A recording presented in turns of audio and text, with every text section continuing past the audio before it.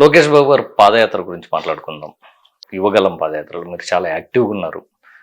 ఈ మధ్య కాలంలో అంటే దావోస్ పర్యటన ముందు కావచ్చు, తర్వాత కావచ్చు, చాలా మంది ఎమ్మెల్యేలు కానీ, టీడీపీ సీనియర్ నేతలు కానీ, కార్యకర్తలు కూడా లోకేష్ బాబు గారు డిప్యూటీ సీఎం చేయాలనేది ఆయనకు ఉందో లేదో తెలియదు. ఒక నిమిషం, అది చాలా హాస్యాస్పదమైనటువంటి మాట.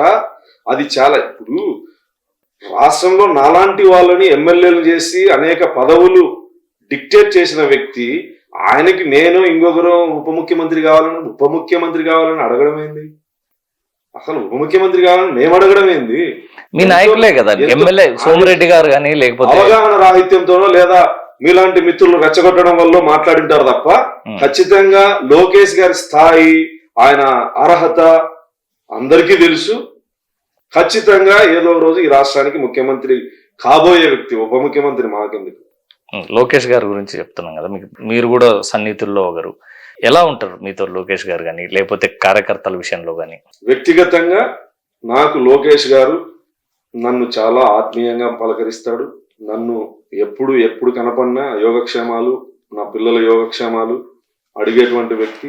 నాకు అత్యంత ఇష్టమైనటువంటి వ్యక్తి. ఈరోజు నేను నా ఈ స్థితికి కారణమైనటువంటి వ్యక్తి. నన్ను ఏ రోజైనా అరే ఒరే అని ప్రేమగా పిలిచేటువంటి వ్యక్తి. ఇంకా నన్ను ఎక్కువ నా పేరుతో కన్నా దొర అని పిలుస్తాడు. ఎక్కువ మంది మా పార్టీ వాళ్ళకి తెలుసు. ఎక్కువ ముద్దుగా ఆయన పిలిచేటువంటి పేరు. నాతో చాలా ఆప్యాయంగా ఉంటాడు.